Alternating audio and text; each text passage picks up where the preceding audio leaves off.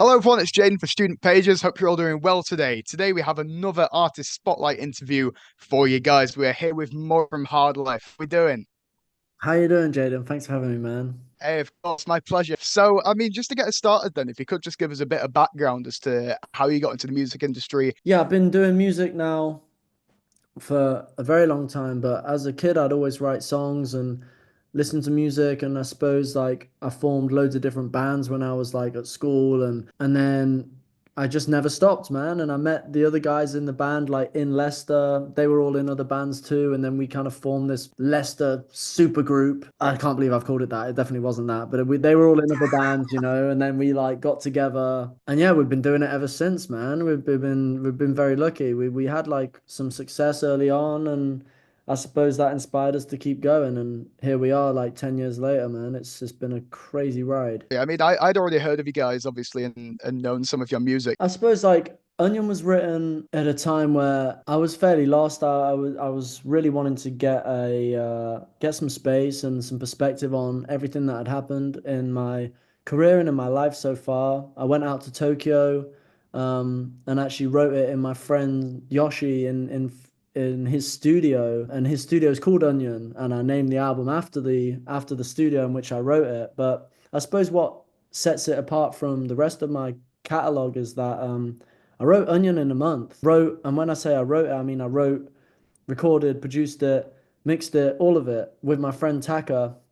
We did the whole thing in the space of a month, and some of my other projects they took me longer than a year to make, and they were really like, I'm a perfectionist, but I'd really like made sure everything was perfect, all the recordings were perfect, all the lyrics were perfect. This one is a lot more raw. I actually think it's my best work, and I actually think the production is better than any of my other records, ironically. But there's something in just following in your instinct and just not letting yourself get in the way of the music. And yeah, I'm super proud of this record. Ah, that's awesome. What a cool way to actually title it as well. I've never known an album being named after the place where it was made. That's really unique and cool, I think.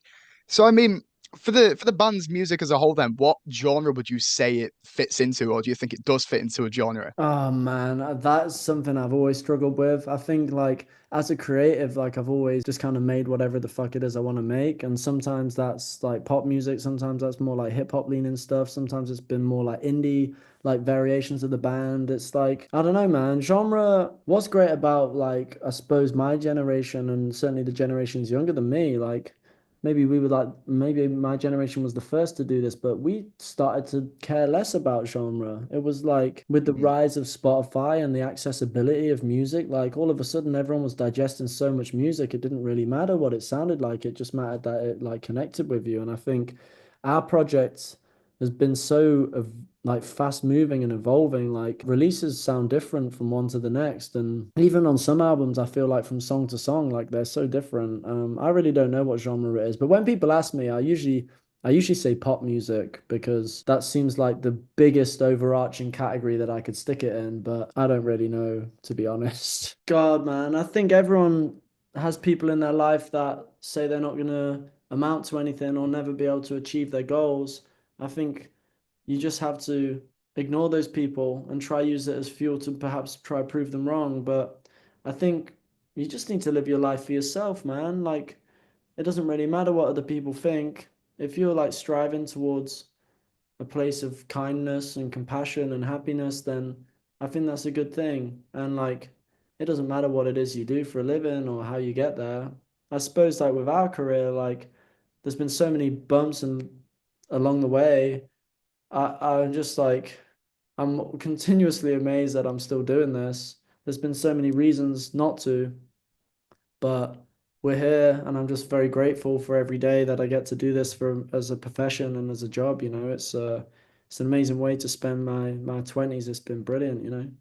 I think we all go through so much in life, no matter where you're from, any part of the world, what your background is, life just keeps happening. And I think it's relentless. It never stops. It just keeps coming at you all different ways. Yeah, I've been through so much in my personal life, so much in my career, most of which like I keep private because despite being very open and honest and raw in my lyrics, there's a lot of my life that remains just for me. But There's been so Yeah. much, man, and I think the only thing that I've learned along the way is that my attitude towards all of those difficult times changes constantly.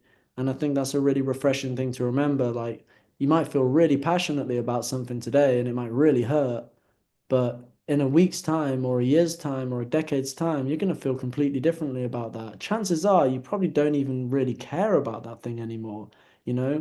So I suppose like I only try worry about things I can influence because there's so much that is out of my control. And I think an acceptance of your lack of control is actually a really powerful and freeing thing. I used to try control everything, man. I had no control as a kid, so I was just like trying to control so much in my life. I think that's a mistake. I think you got to just let life happen and do your best to, yeah, grapple with those situations as they present themselves.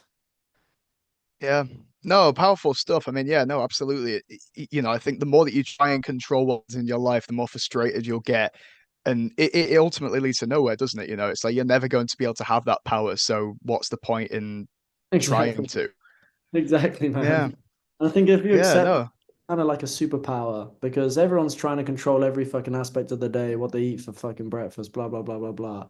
And like, really, we're just, specks flying around and I think that realization is like I said, it's freeing, man. I care a lot less about what people think now. Fucking hell. When I was younger, I really cared about so much. I really cared. I felt judged. Yeah. I wanted to impress people that I never met.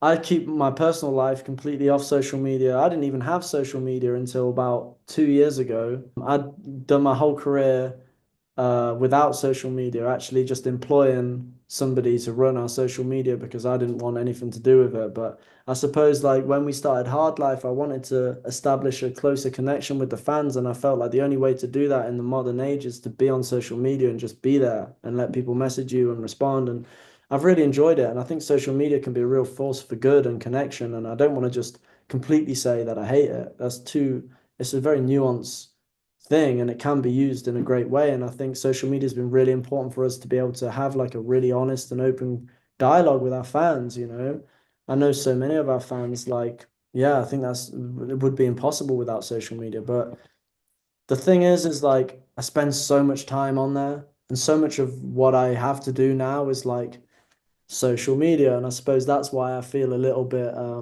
disappointed with the fact that social media is such a pivotal part of being an artist. But I would always say, I would always caveat this by saying everyone has parts of their job they don't enjoy. Mine is social media. That's not too bad. Yeah. Like it's okay. I don't mind that.